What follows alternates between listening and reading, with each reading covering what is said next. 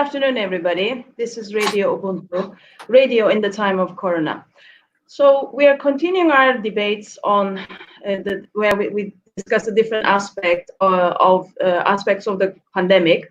And today we're discussing radical politics and the left in the post-COVID era with my guest, Professor Werner Bonefeld. Hello, Werner. Hi, hello. Hello, thank you for joining us. Everybody knows you, but I'm still going to introduce you briefly for those of our listeners. Werner Bonefeld is a faculty member of the politics department at University of York. He studied at the University of Marburg, the Free University of Berlin, and the University of Edinburgh, where he received his doctorate. His work contributed to the development of the internationally recognized Open Marxism school. He's a member of the Conference of Socialist Economists, and with Hugo Radice, Greig, Charnock, and Stuart, he organizes the Trans-Pennine Working Groups on critical theory and political economy. His bibliography was selected for inclusion in Who's Who in the World starting in 2010. Now, Werner, you are one of the prominent scholars within the Open Marxism school, and your perspective is critical of both structural Marxism and historical determinism. Now, you argue that the development of capitalism is open with no predetermined direction. Structures are historical results of class antagonism and the historical premises of class struggle. So from this perspective, we cannot talk about a predetermined, objectively given development of capitalism, but laws of capitalism, capitalist development are nothing but the movement of class struggle. Now, your framework puts emphasis on the power of labor, and it underlines how fragile the capitalist system is. Now, I find this analysis very significant in these days because there are various discussions on what neoliberalism is going to evolve into. There are some analyses which argue that we will see a change in the global reordering of things where China will become the next hegemon. There are those analyses which are talking about a possible return back to Keynesian policies of the post-war era, or some people are saying that we will see a rise in xenophobia, nationalism, etc., etc. Now, I think that the issue with all these analyses is that it's basically, it's as if change will happen spontaneously without a subject. So the relation between structure and class is seen as an external relationship. So that's why your analysis is very significant here. So if you look at the post-1980 period from an open Marxist perspective, by bringing the class back in, what could you say about this process? You know, the idea of bringing the class back in is a very strange one. It suggests that it's somehow out, it wasn't there, and one needs to find it again and recognize it again and conceptualize it again. And that's very difficult because I suppose the driving force of capitalist production is really not consumption, but the production and appropriation of surplus value. So it involves a certain kind of wealth, of value that is valorized, of money that makes more money. And living labor, the labor of the working class, is really the means towards that end. And the capitalist wealth cannot be discussed in absence from living labor as the means of capitalist wealth. Further, I mean, if you look at labor markets, what really is traded, what is purchased, what is sold, what is the value of that, what is being purchased, absence of personal forms of domination, but economic compulsion, what are the conditions of trade? And clearly, the interests of the buyer and the interests of the seller are quite different. The one wants to give as little as possible, the other wants to get as much as possible. So what if one then looks at living labor as the substance or as the means of capitalist wealth, and as the trade, and look at the labor market as a market where labor power is traded at a price. What the class struggle really is about is, in fact, the rights of the capitalists to consume what he or she has acquired, and the rights of the worker to resist the consumption of his or her labor power. So it really is a struggle part as far as the workers are concerned, for employment, for sustained access to the means of subsistence, for the terms of trade, for life as opposed to just working, for health, for education, and above all, as it were, for a sense of being somebody, for the sense of one's own dignity. So if one looks at the class struggle in this manner, the idea that it has to be brought back in because it was out is a very strange one indeed. Okay, what about the strategies of the institutional left? If you were to kind of assess the strategies of the institutional left from 1980 onwards, I mean, in general terms, what would you be able to say? In a way, the post-1980s institutional left is not that much different from the pre-1980s institutional left in terms of its view of capitalism and in terms of its view of what needs to be done to make capitalism work for the workers, because that is really what it is about. So the critique of the institutional left is always that capitalism is somewhat irrational if it's governed by the capitalists or by capitalist interests. And the demand, therefore, is to rationalize its conduct. Let's regulate it for the sake of the poor and miserable. Capitalism is criticized for creating great equality, and then the institutional left says, let's govern for the achievement of greater equality. Let's fix capitalism for the workers, for the poor, for the miserable, and the left behinds. And in that, there's a great illusion, and the illusion really is that it's really just a matter of having the right sort of technical expertise or the right sort of know-how, and then capitalism can be made to work for the workers. And that really is just, I think, an illusion. That is an illusion, and okay. So, but I mean, can you expand on this a little bit in terms of their limitations of these strategies? You already touched upon this, but because some people have invested a lot of hopes in people like, I don't know, Bernie Sanders and Jeremy Corbyn, but you are obviously critical of these kind of efforts. So can you tell us a little bit about why? Yeah, look, when the critique of money is that money should not be making money out of money. Fair enough. The critique, therefore, is for money to do something else, namely to employ workers, to secure the employment of the workers, and to tie workers much more strongly to the means of subsistence, which is an honorable position to hold. But one that, in fact, does not categorize or does not conceptualize and does not see that making money out of money is, in fact, a condition of the employment of the worker.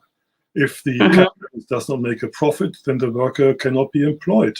In fact, capitalism's the profitability of labor is the condition for the employment of labor. So one could say the illusion is something like that. Like this, the illusion says that the profitable accumulation of money that yields more money does not really count. What counts is the satisfaction of human needs. It says further that the failure to make a profit entails no threat to social reproduction. What counts is not profit, but human beings. It suggests that the life of the class tied to work does not hang by the success of making her labor or turning her labor into profit, because fundamentally what counts is goodness and equality. It says that debt is not a mortgage on future surplus value. What counts is consumption. So the Sanders left dismisses the idea that what cannot be sold for profit is burned. It should be given to the working class. But what this view doesn't really see is that production is not for consumption. Production is for the appropriation of surplus value, and the needs of human beings, the satisfaction of human beings, is really in the system of wealth really just a sideshow. So the left here, the institutional left, opposes capital as money making. And at the same time, it is the money making or the capacity to make money, which in fact provides the foundation for the employment of dispossessed laborers. Okay, what about the role of the state? What can we say about the role played by the state during the neoliberal phase of capitalism? How can we assess this?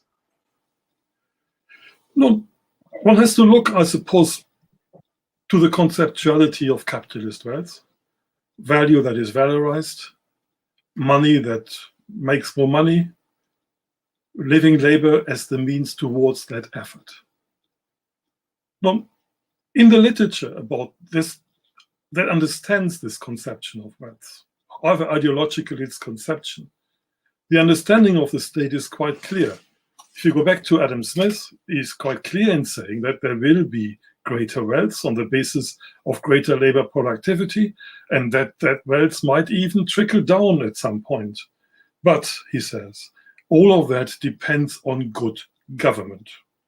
So government is required in order for this dynamic, for this conception, for this logic of wealth to work. And he conceives of state as police, almost like market police, to put down the rules of the game and to enforce the rules of the game decided upon and to punish those who violate it. Marx, the state is for Marx the concentration or the concentrated force of bourgeois society.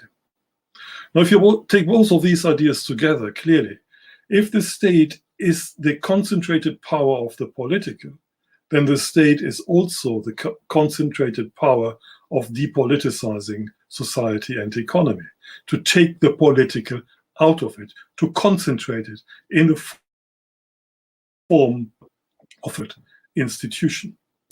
In today's talk about neoliberalism, Hayek, for example, recognized that quite well. He conceives of the power of the state as a planner for competition. It's a form of market police.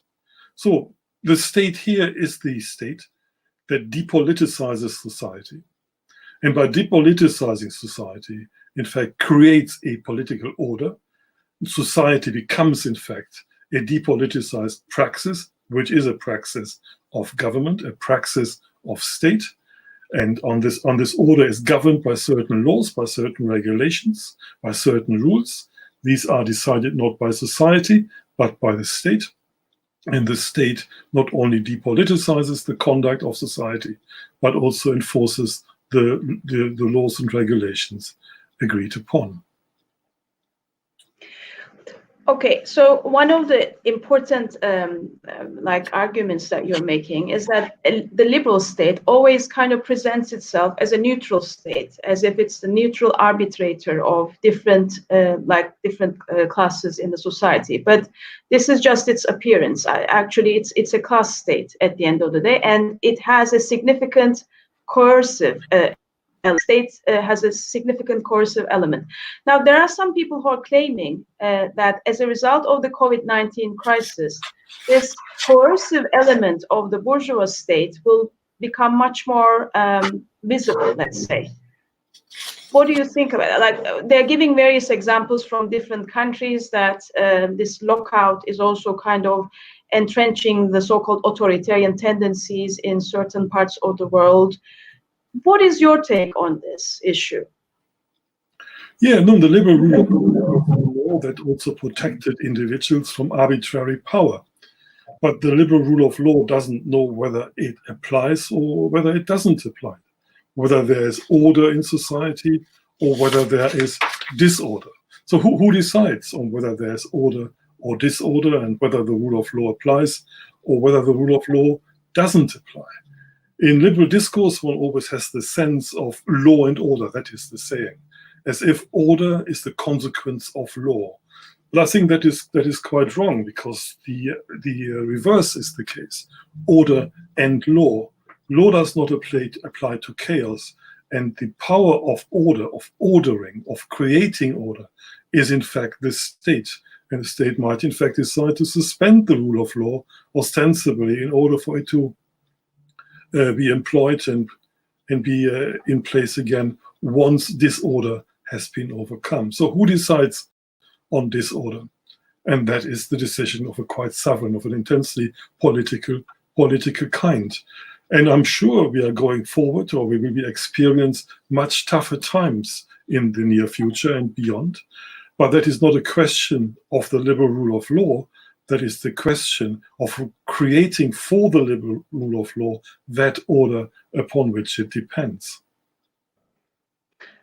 Okay, now I want to discuss a little bit about, in line with the title of our talk, radical politics and the left in the post-COVID era. That was our title. But one thing that we have seen as a result of this whole process of COVID-19 crisis, we have seen that it was essentially the different segments of the working class that was the most affected from this pandemic, because they're working in the front lines. So the question is, does this create a potential? Obviously, I'm not expecting you to kind of look at the last few months and make an analysis, but I'm expecting you to make a long-term analysis by, considering the longer term of history of capitalism and maybe the last 40 years, the neoliberal phase of capitalism. So, but the question is, everybody keeps on discussing this issue whether neoliberalism will transform into something else. But yes, there seems to be a potential here, because the working class are at the front lines and they are affected the worst. So I don't know, does this process create a potential for developing radical politics, which has the potential to challenge neoliberalism? What do you think? Yes and no. Let me just look at the working class victims of the crisis. There are also middle class victims, like, for example, medical doctors who work in hospitals.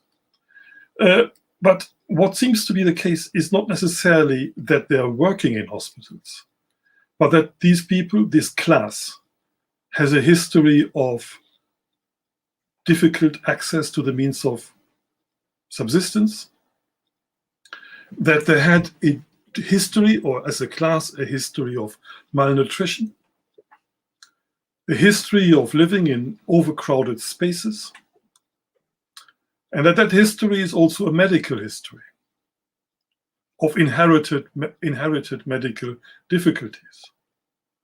And it's that, I think, which comes to play now, which creates, as it were, working class death, much more than upper class or death of the middle class, is inherited history of the health aspects, or the impact on health by overcrowding, malnutrition, and other such situations of misery.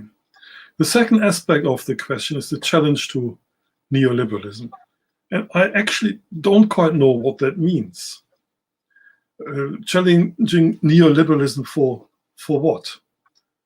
The term neoliberalism has replaced the term capitalism as something that existed in the past and has now been supplanted by some neoliberal word.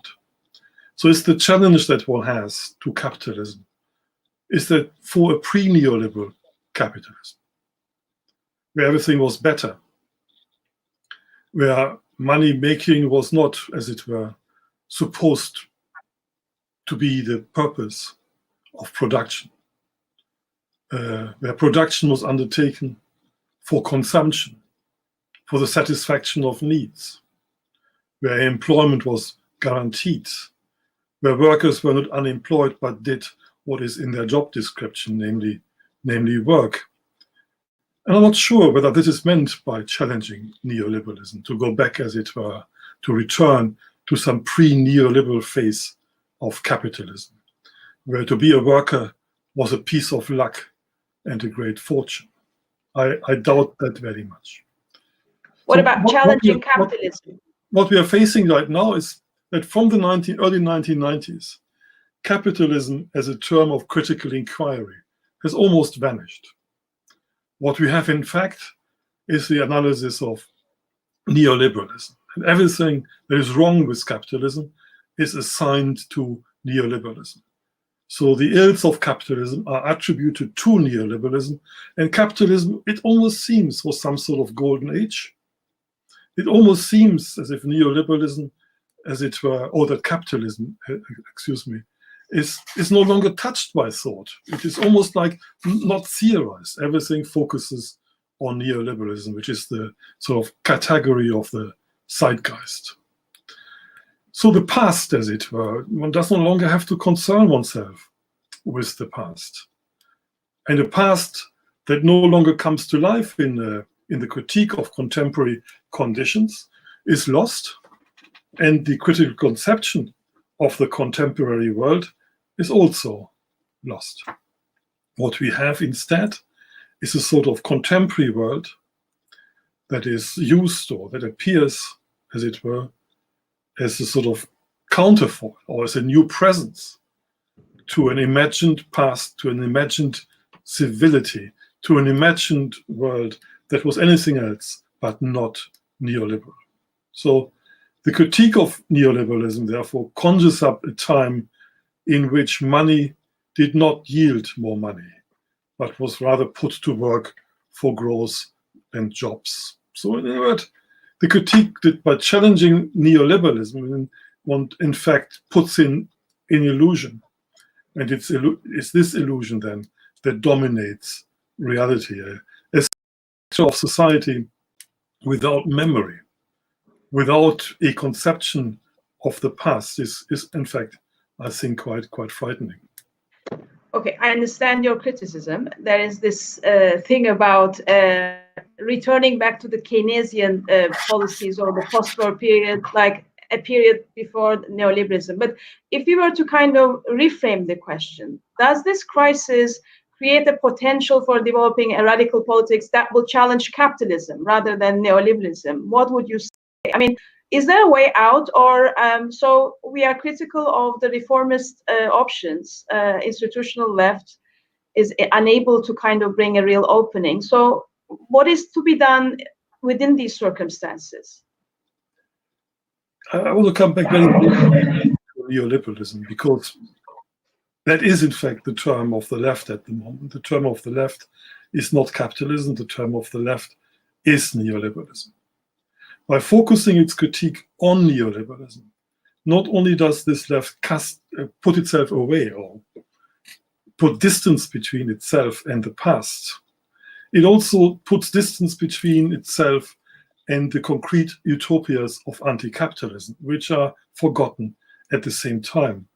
So by looking at neoliberalism as such, as the term of critique, it in fact endorses this critique. It endorses institutional left politics as a means of resolution of a contemporary misery, contemporary situations of suffering.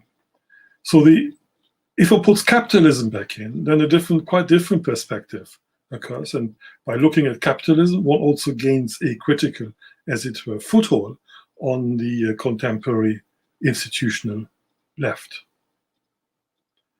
Now you want to know what this foothold is, I guess. No? I do. Let's put it like this. There are no anti-capitalist free spaces. There are no anti-capitalist or anti-state or stateless spheres of action. That is the stark reality. One cannot, as it were, parachute oneself out and proclaim to have found a vantage point for transformation. The question, what needs to be done, is the right question and also at the same time the wrong question. Because it seems to suggest now we have a grasp, or we think we have a grasp of the situation, and that grasp only makes sense if it is followed almost immediately with a kind of instruction for action. So the critical thought of society in this perspective only has critical validity if it at once can turn around and say, let's march off in that direction. If you can't, then the critical purchase it seemed to have had is in fact invalid, which again is a point in favor of the institutional left and its illusionary politics and its illusionary projections and its illusory demand to have the technical expertise to resolve the problems of capitalism for the workers, for the dispossessed. Now, the illusionary left, the states, the institutional left, always seems to me to look at the state and transform the state not from a social institution, but in almost like into a religious institution. The state here appears almost like a secularized god. It is the instrument of power. It is the instrument and the means to organize society, to provide for employment, welfare protection. It is the instrument for salvation. We will fix it. And in that there is a danger too, because by proclaiming what one knows what to do, that one knows how to fix it, it's just a matter of the right sort of election outcome. Then nobody really needs to struggle for it. Everybody just has to agree on it and cast the vote in the right ballot box. And in that, there's a great potential, a great danger and risk of, in fact, disarming those who struggle because they are suffering. The working class does not struggle for big ideas. The working class struggles to overcome suffering, struggles for food, struggles for housing, struggles for employment too. It struggles for these very mundane purposes, with quite material things, quite crude things. That's what it struggles for. By saying there is no need to struggle, just vote for us. We know what to do. We can fix it. This project, on the one hand, knows, addresses, articulates the suffering, but it articulates in such a way which at the same time disarms the struggle against that suffering. And once in office, it has to endorse a politics of labor market profitability, because that is the only way in which the working class can gain any welfare. It can gain welfare only on the condition that its labor is profitable at a world market level. So, as a consequence, I would argue, there needs to be struggle. And there will be possibly quite desperate struggle coming out of this economic downturn.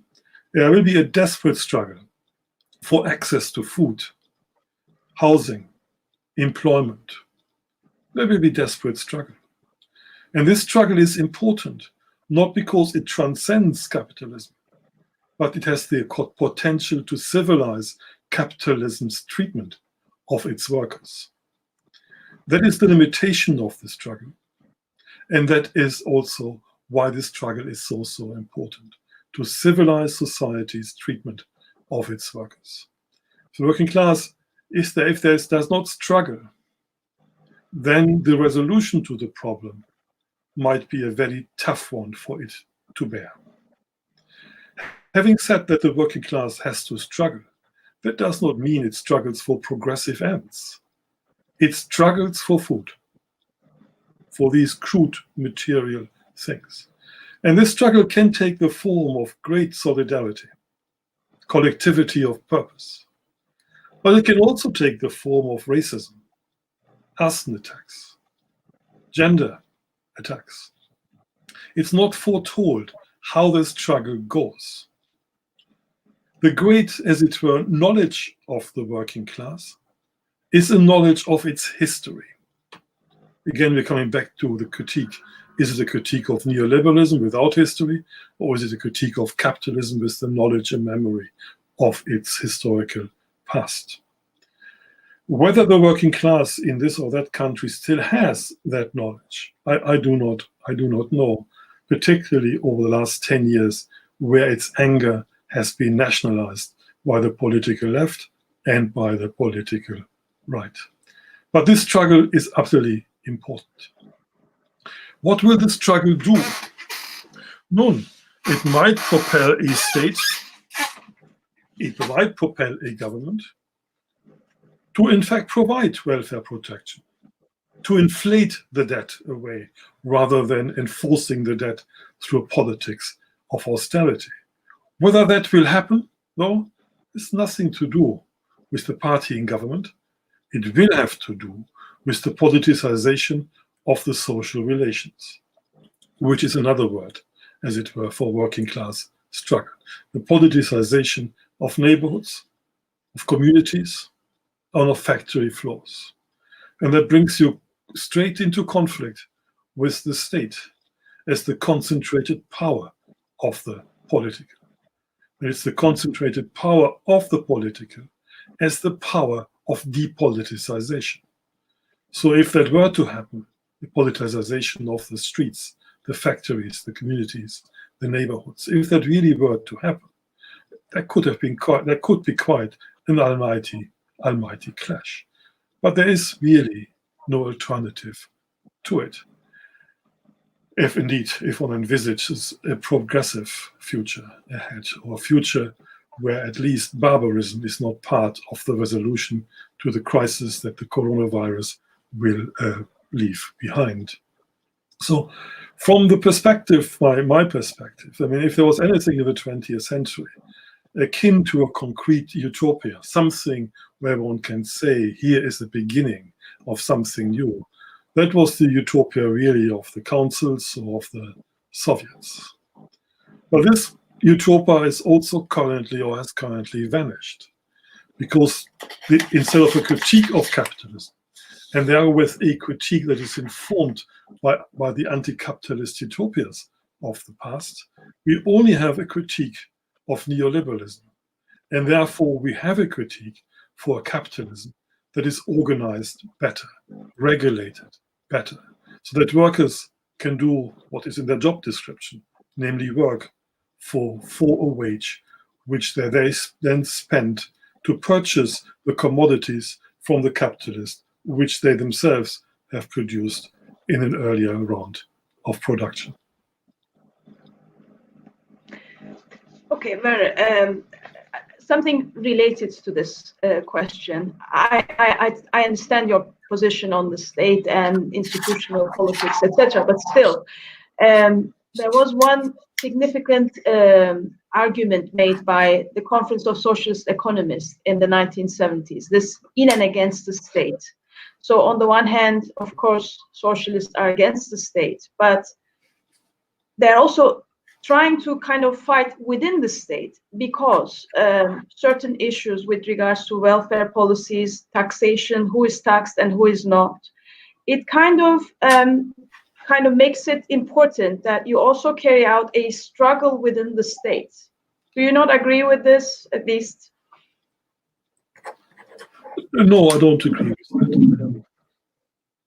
I think in and against the state is first of all the quite clear-cut realization that there are no states-free spheres. So what's in it? One cannot run away from it. One is inside it. That's the first thing, I think. And the second one is that in order to create a different society, the struggle has to be against the concentrated power of bourgeois society. So in and against suggests itself for that very reason. If one wants to take the struggle into the state, assume parliamentary position, become, as it were, or show one's readiness to govern for the sake of one's ideas, then one really has to govern for the profitability of the national working class. One has to govern for high labor productivity or for enhanced levels of labor productivity and competitive labor unit costs in order to sustain whatever program of redistribution might one have through, in fact, the competitiveness of the national labor and world market levels. So by taking on that strategy, one becomes, in fact, a manager by default, if not by design, who is responsible for managing the world market competitiveness of domestic or national labor. Okay, another question is related to the Spanish flu. We know that in 1918, 1919, at least 50 million people were killed in the Spanish flu. And different people, different historians are talking about how the Spanish flu has led to a significant shift, and it led to the rise of the public health system. Now, I'm playing the devil's advocate here by knowing exactly what you will say, but still, I need to ask you this question. What do you think? I mean, would the COVID-19 crisis create a similar effect like the Spanish flu? And can it somehow help to overcome the chronic underfunding of the public health system? Yeah, one hopes for that sort of progressive automaticity and cause and effect. And there's hope, and hope dies always last. But let's put the Spanish flu, 1919, into context. What else happened in that time? It was the end of the First World War. Disruption of power relations, disruption of labor, the revolution of Rising, and the German Kaiser abdicated, the Russian Tsar gone, Bolshevism, great revolution. Amazing, given the context, 1919. The countries had almost bled dry, died. Then they died by the Spanish flu, and there were revolutions in Russia, the creation of the Soviet Union, the old German regime, the Kaiser went, an entire revolutionary situation. What was happening afterwards? Was it a peaceful democracy? First of all, in the Western world, mass democracies took hold. The liberal state of old almost disappeared. It was democratized by mass democracy. There were the beginnings of what we now call a welfare state system. Quite upheaval that, because of lots of struggles going on, not just because of the Spanish flu. Then there were party armies fighting it out, at least in Germany, on the streets. Freikorps, SS or SA, Nazi stormtroopers against communist armed gangs. Amazing to think about that now. Then there was the downturn of the economy, the great crash. Where was it, 1928, 29? Followed by the huge depression. And then what? Stalinism, Nazism, and Roosevelt's, as it were, New Deal. Three different collective responses to the problems caused, to the upheavals caused, to the turmoil, insurrections, and revolutions, and uncertainties, economic, social, of the time, but between the end of the First World War and, as it were, roughly the time of the great crash and what follows. So one has to see, as it were, the alleged response, health-wise, public health provision, to the Spanish flu in that context also of this quite immense struggle and the attempts, as it were, to contain those struggles, the attempt, as it were, to take away or to control the passions that arose, the attempts to create something that allowed the liberal state, liberal economy to survive in a mass democratic context. And it led to, at least in Russia and in Germany, but also in Italy, after Mussolini's march on Rome, to quite nasty collectivist state-led responses to the turmoil that had been experienced. So one has to take that into a context. And if one now wants to say that the coronavirus will lead to a reorganization of a progressive public health system, one needs to keep that very context and the struggles that happened in that context in mind in order to really understand the so-called automaticity. Is an automaticity on a very narrow basis by hindsight only. Okay, another thing I wanted to ask you is, what do you think is going to be the impact of this crisis on democracy in different contexts? Because there's an ongoing discussion right now that this is going to, well, with the rise of populism and all those kind of developments that had already started after the 2008 crisis. But what would your be on this issue? How would democracy be affected as a result of the rise of COVID-19 crisis? I don't know. I guess the argument I will put forward is almost the same as I put before. One doesn't know. It really depends how society reacts, what society requires, what society demands, and what that will be. I really do not know. In the context, as it were, of Brazil, it might be the end of the Bolsonaro regime, and then one will talk again about a potentially pink revolution. In other words, another zeitgeist sort of conception of political developments. What happens in the United States, I do not know. Maybe Trump will make it another round, and maybe not. And what would that mean in terms of a analysis which does not consider history, but only the actual situation as its analytical base? So I don't know. In the context of the European Union, one needs to see whether or not the German approach to austerity will prevail, or whether the French approach to greater spending by the European institutions, fiscal redistribution, will prevail. There will be a great struggle, and the struggle has already begun with the German Constitutional Court's judgments about the illegality of quantitative easing as pursued by the German Bundesbank. One has to see, these things are starting, but how they pan out will depend on lots of circumstances. But they make sense, or they will make sense, only if one allows the past to influence one's conceptualization. If one just looks at the situation individually and tries to make sense out of it, then one would have to say there will be socialism soon in Brazil, and that in the United States of America, if Trump really is displaced, then there will be the lesser of two evils, and barbarism has been avoided. So I appeal again to an analysis which takes into account and is informed by the memory of the past in order to come to an understanding of our contemporary predicament.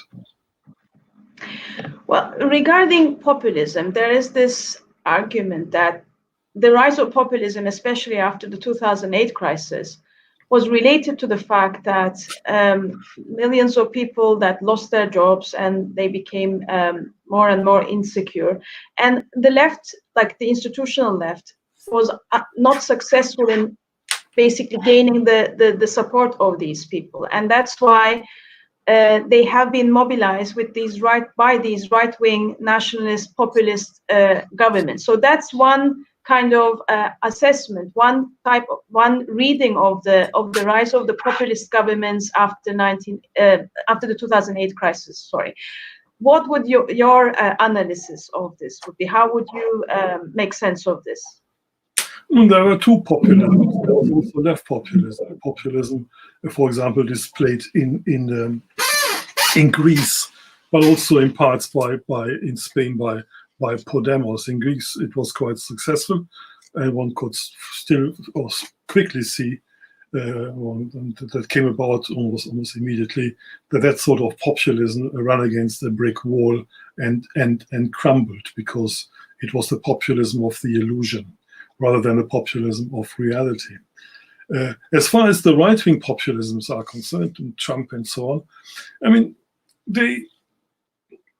a word from Carl Schmitt comes to mind, and the word from Carl Schmitt is the people, or the endorsement of the people, the national we, the nativists. In other words, the nationalization of in inverted commas, of the dispossessed, always will beat conceptions of class. Class is not strong enough as a term to resist, as it were, its defeat by the politics of the people and for the people. So what Trump has successfully done is, in fact, articulate anger, project anger.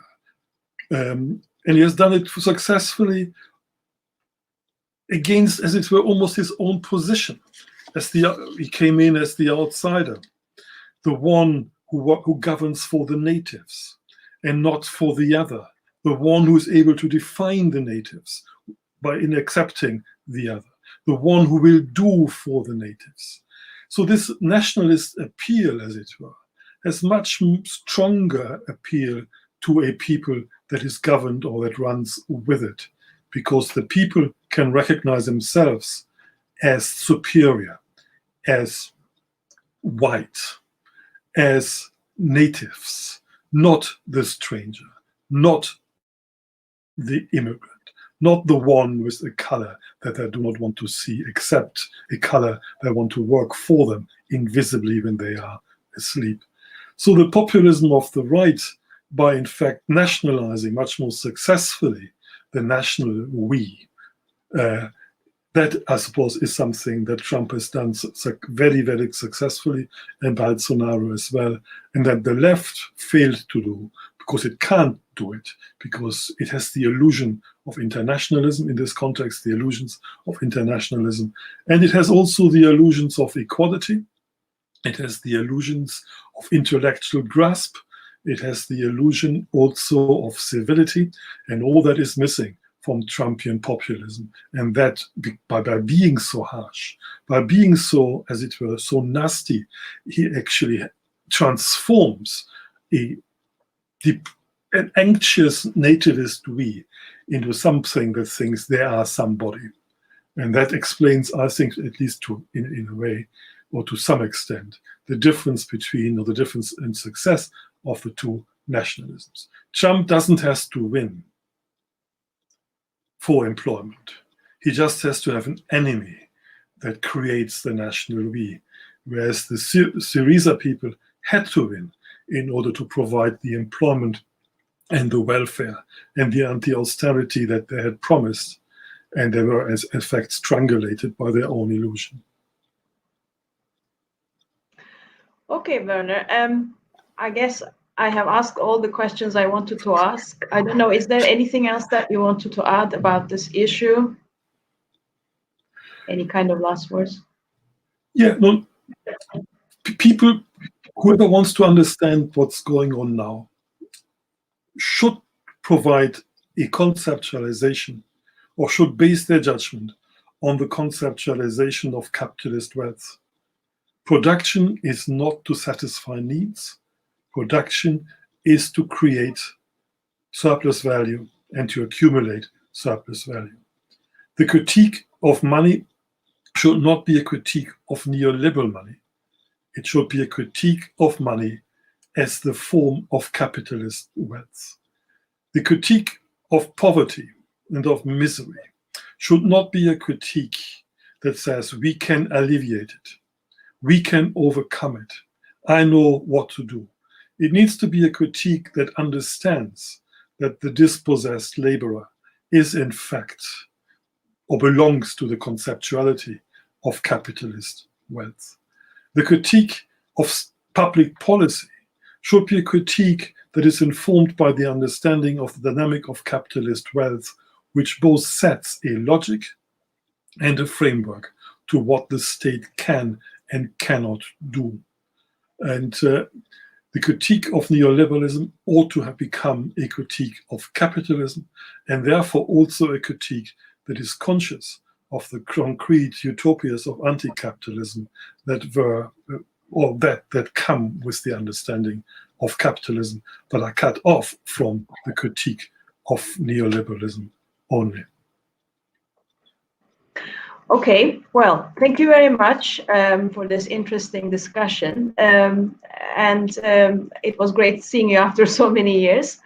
Okay, so we have come to the end of our program. I wanted to say again that we will continue with these programs until the end of May. And next week, I will be here with another guest of mine. And this time, we will talk about the impact of the COVID-19 on gender rights. So thanks for listening to us, and see you next week.